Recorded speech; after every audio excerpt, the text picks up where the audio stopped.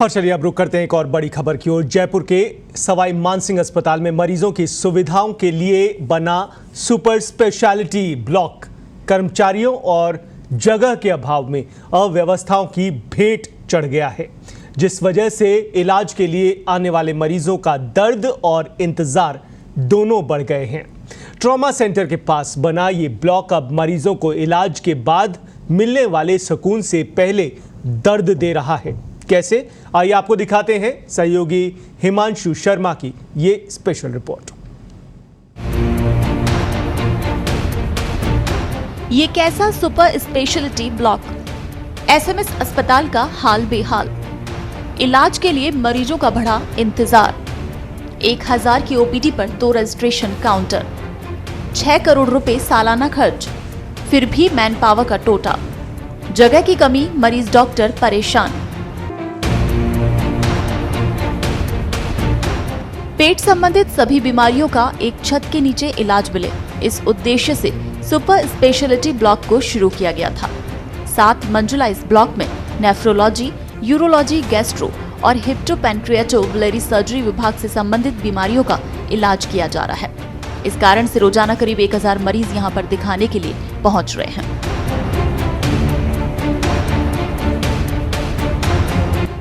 इतनी संख्या में मरीजों के पहुंचने के बाद भी यहां ओपीडी रजिस्ट्रेशन के सिर्फ 2 ही काउंटर हैं। वहीं डॉक्टर्स के बैठने वाले ओपीडी चैम्बर के अंदर और बाहर मरीजों की संख्या के हिसाब से जगह अपर्याप्त साबित हो रही है, जिस कारण से मरीज और डॉक्टर दोनों परेशान हैं। ग्राउंड फ्लोर पर ओपीडी, रजिस्ट्रेशन काउंटर, भर्ती काउंटर, बिलिंग काउंटर सहित सैंपल कलेक्शन की व्यवस्था है, लेकिन यहाँ इतनी संख्या में पहुंच रहे मरीजों के लिए जगह पर्याप्त नहीं, जिस कारण से मरीज और उनके परिजन ठीक से खड़े तक नहीं हो पा रहे हैं। वहीं रजिस्ट्रेशन काउंटर पर कर्मचारियों की कमी के कारण मरीज घंटों लाइन में खड़े रहकर इंतजार करने के बाद भी डॉक्टर तक नहीं पहुंच पा रहे। वेटिंग एरिया में मरीज और उनके परिजन जगह के अभाव में फर्श पर बैठने तक को मजबूर हैं।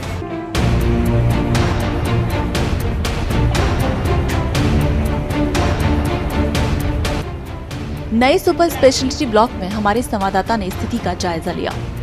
ओपीडी में दिखाने से पहले रजिस्ट्रेशन काउंटर की भीड़ में करीब 1.25 घंटे लाइन में खड़े रहने के बाद मरीज का रजिस्ट्रेशन हुआ। इसके बाद डॉक्टर के चैम्बर में पहुंचने के लिए करीब 45 मिनट तक कतार में लगना पड़ा। डॉक्टर द्वारा सोनोग्राफी और अन्य जांच लिखने पर बिलिंग काउंटर पर लंबी कतार में लगना पड़ा। सोनोग्राफी और एक्सरे के लिए एक काउंटर और ब्लड संबंधित अन्य जाँचों के अलग अलग 3 बिलिंग काउंटर बने हुए हैं।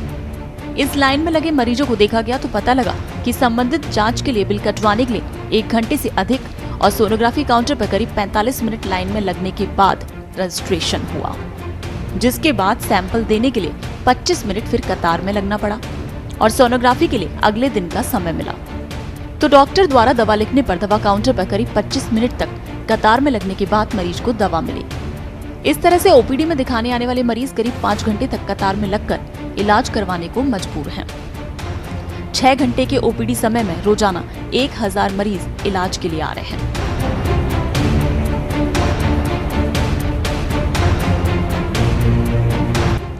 सुपर स्पेशलिटी ब्लॉक में मैन पावर के लिए करीब 6 करोड़ रुपए सालाना खर्च किए जाएंगे, जिसमें computer operator, ward boy, sweeper और अन्य कर्मचारी शामिल हैं। अस्पताल में पर्याप्त कर्मचारियों की संख्या नहीं होने के कारण रजिस्ट्रेशन काउंटर, बिलिंग काउंटर और अन्य काउंटर मरीजों के हिसाब से नाकाफी हैं। हर महीने 50 लाख रुपए खर्च होने के बाद भी मरीज परेशान हो रहे हैं।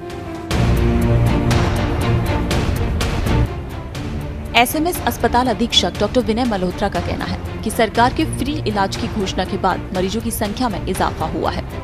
ये व्यवस्था पहले के ओपीडी के हिसाब से थी, इसलिए काउंटर कम पड़ रहे हैं। वहीं मरीजों की संख्या में इजाफा होने से परेशानी हो रही है।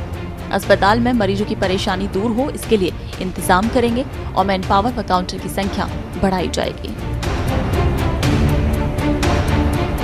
इस तरह की अव्यवस्था जब है तब मुख्यमंत्री से लेकर चिकित्सा मंत्री व प्रशासनिक अधिकारी एसएमएस में मरीजों को सुविधा देने के लिए प्रयास कर रहे हैं। फिर भी मरीजों और परिजनों को राहत के आसार कहीं नहीं दिख रहे। निःशुल्क योजना के बाद में संख्या बढ़ रही है, चाहे आउटडोर हो चाहे आईपीडी हो, तो बढ़ती हुई संख्या, बढ़ती हुई जांचें, बढ़ते हुए ऑपरेशन, उसको देखते हुए मैन पावर की ज़्यादा आवश्यकता, काउंटर्स की संख्या को हम बढ़ा लें ताकि मरीज को ज़्यादा देर तक लाइन में नहीं लगना पड़े। तो अलग अलग काउंटर, जैसे आईपीडी में जिसने भर्ती होना है उसका काउंटर अलग हो, वृद्धजन का काउंटर अलग हो, चिरंजीवी आरजीएचएस योजना का काउंटर अलग हो, ताकि मरीज को चिन्हित हो कि उसको उसी लाइन में लगना है, वो गलत लाइन में नहीं लग जाए और उसको डबल लाइन में नहीं लगना पड़े। नहीं, मैन पावर की आवश्यकता बढ़ गई है। अभी तक जो हमने जो संख्या सोच रखी थी वो पुरानी जो हमारी संख्या थी मरीजों की उसके हिसाब से सोची हुई थी, क्योंकि मैन पावर में सारी चीज़ें हैं, जैसे सिक्योरिटी गार्ड भी बढ़ेंगे, ट्रॉली पुलर भी बढ़ेंगे, कंप्यूटर कर्मी भी बढ़ेंगे, फार्मासिस्ट भी बढ़ेंगे, वार्ड बॉय भी बढ़ेंगे। तो मैन पावर तो पूरे हॉस्पिटल में अलग अलग जगह पे अलग अलग तरह की मैन पावर की आवश्यकता होती है।